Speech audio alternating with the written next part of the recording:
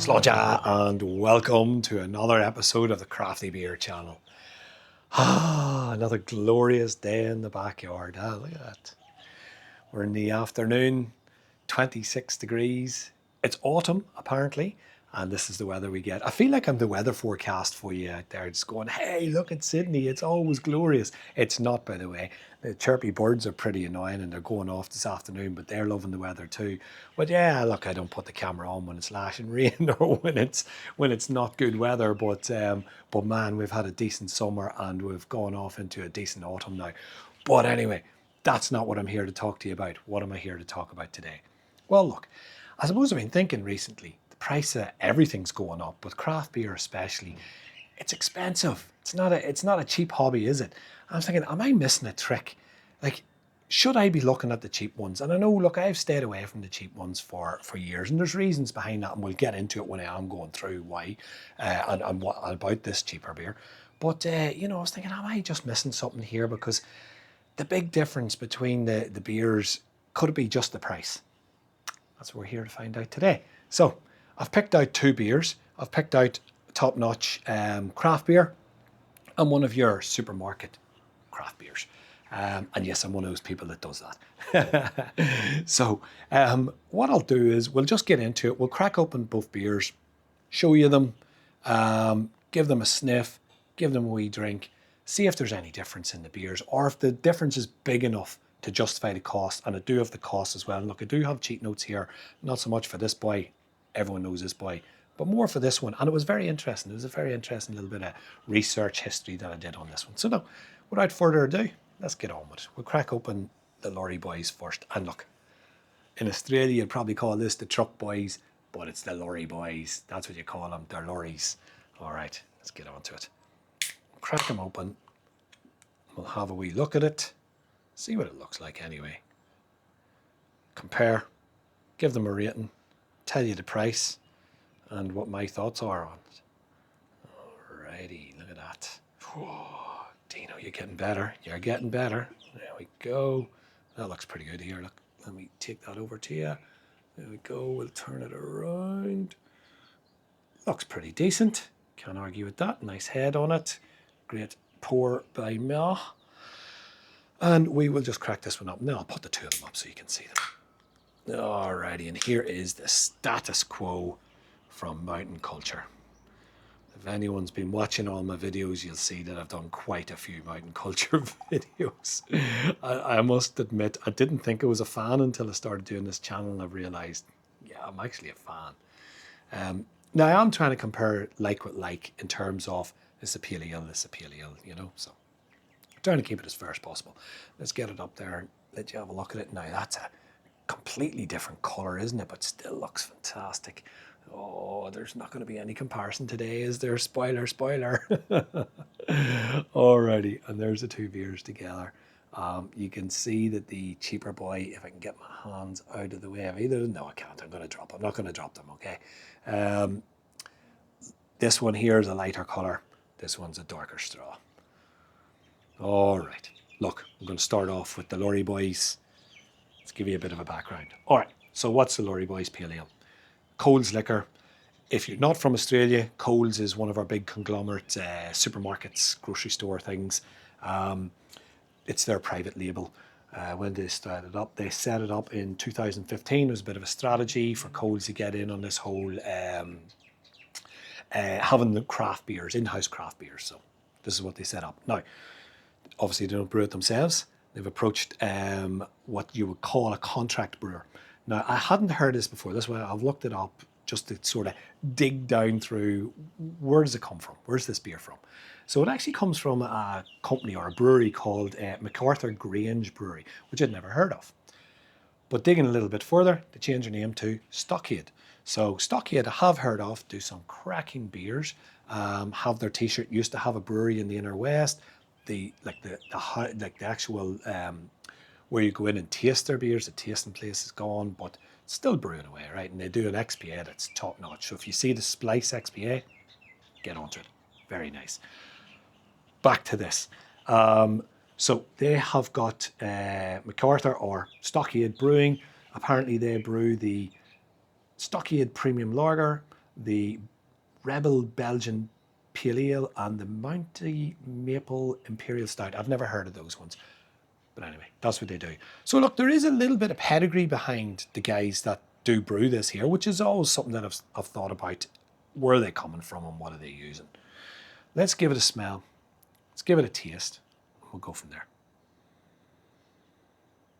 All right, it's a very light, oh, and I've got some notes on that as well, but I'll give you my opinion. I pulled up my notes from Untapped. If you use Untapped, I know some of the guys do. I don't really use it, but it is a source if you want to find out about beers. So it is. It actually smells quite nice, quite light, very mild fruity aroma off it there. Head's disappeared on me, but that's because I'm jibber jabbering. Let's get into it. Slainte.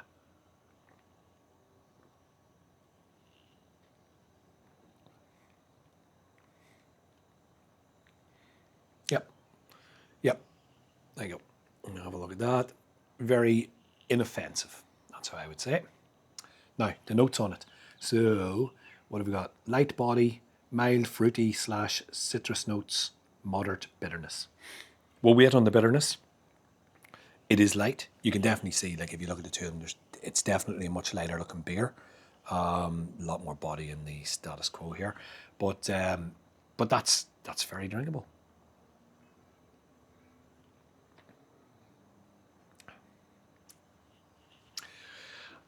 Look, this is a supermarket beer.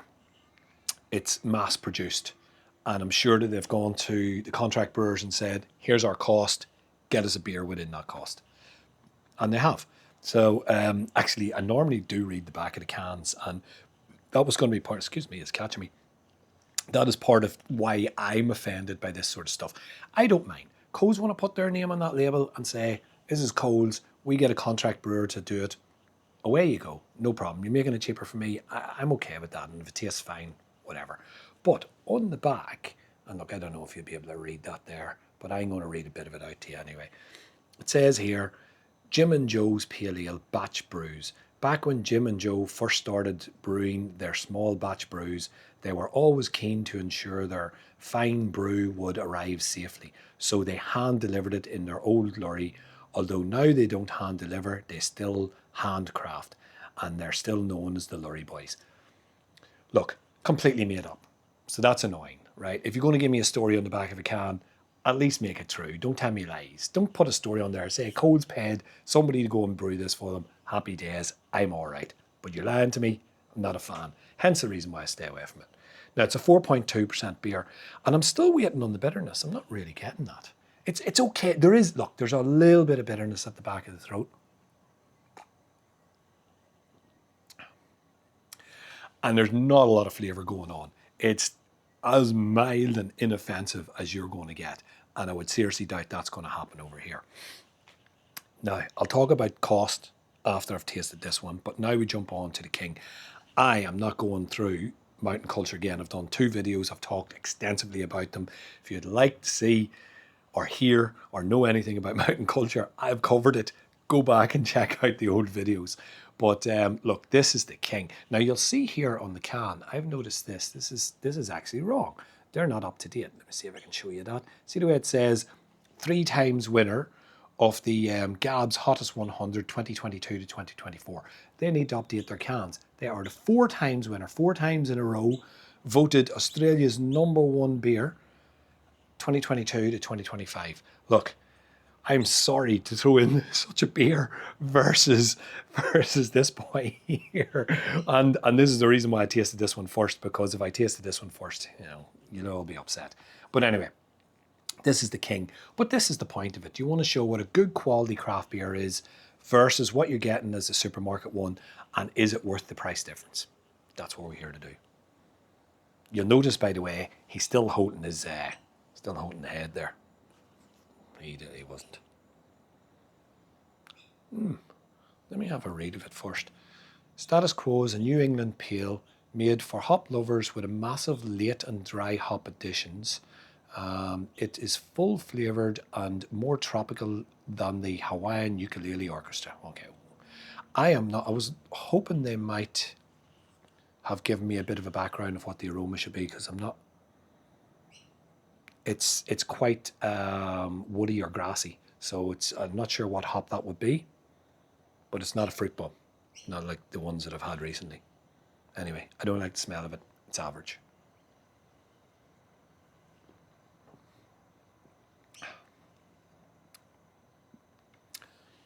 Yeah, and it follows through in the taste because it would be some sort of English hop, I'm assuming. English pales, you would sort of find more of a grassy, woody, versus your American to be more fruity and Australian as well. But the mouthfeel, that's the difference there.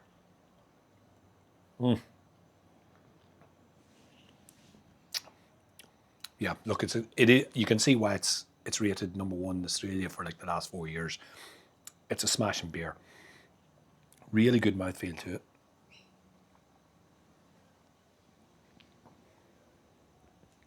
Yeah. Yeah, obviously a much better beer. There's no comparison, right? But that's very drinkable. This boy, oh yeah. And look, there's even the lacing down the glass. None there.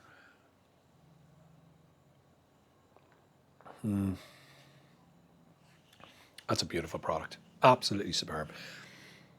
What can I say? What do you expect? You've got your supermarket, big guy, mass produced. They want to produce them not to offend anyone because they want everyone to drink them. These guys love and care. This is their product. This represents them. They want the product that they love. And they've done it. It's beautiful. So back to the premise of the video. Why pay the extra? Let's see how much extra. This guy here, $49 a case. This guy here, 68 or 69 bucks. So it's either 68.99 or 67.99. I think it's 68.99. So our difference is what, 28, 29 bucks. That's a lot. That's a lot. Actually, I should check that and I'll put it into the video. Is that for a 16? Because that's definitely for a 24 pack. I'm going to check and see if that's for 16. Now, if you're talking about getting 24 of these for 49 bucks versus 16 of these for 68 or 69 bucks, I mean, you do the maths and that. For me, I do enjoy my beer. This is 100% better, way better beer. But they're both gassy, excuse me. But if you're sitting having a barbecue, if I'm over there doing the barbecue, put a few sausages on for the boys coming around, boys coming in, 24 beers for 50 bucks, I'm doing that. That's what you're doing. Look, don't even try and compare the beers. They're not there's no comparison. But cost-wise, and is it drinkable? You betcha. Let's give him a wee rating, huh? This boy, look, I'm not going to bring that into that offensive lie into the rating, but look, Pale Ale, it's a 6 out of 10. Drinkable, enjoyable, no problems. I'm okay with it. This boy here,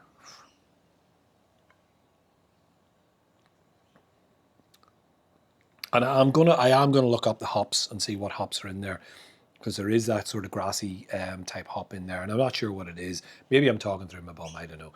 But I reckon that there's a different type of hop in there, and it's not making it my favourite beer in the world, but it is cracking. And I'm still going to give it, look, I reckon he's got to take an 8 out of 10. I know, I give everyone 8 out of 10, except for him. But an 8 out of 10, yeah, it's a good solid beer. The Gabs Festival can't be wrong. And if you're interested in Gabs, I did a couple of beers from the Gabs Festival way back early on. No one watched them. If you feel like going back, they're there. They're worth a watch, I think. Anyway, I'm going to leave it at that point. Don't have any more stories for you in there. Have I got you an answer? Yes, I have. If you're worried about the cost of beers these days and you're thinking, I get some boys coming over, it's just a weekend barbecue or whatever, are you going to buy them the nice beers, paying an absolute fortune? No, you're not. No way. You get the Lorry Boys out, you say, boys, welcome, love yous, enjoy these. These are premium. Read the story. It was two brothers, drove a lorry all over the place, and now look at them go. Huh? Anyway, we'll leave it there. If you enjoyed the video, please like and subscribe. I do have an Instagram account. Jump on there. I'll try and put it on there, or it'll be in the description anyway. And hey, if you're here for now a few minutes, maybe try and check out one of these videos. And I'm going to point there or there or there. I haven't done it before. I'm going to give it a go. But see what you can do. have a look at the videos if you have time. Thanks so much for your time. I'm going to leave it in this point. We'll do a Slainte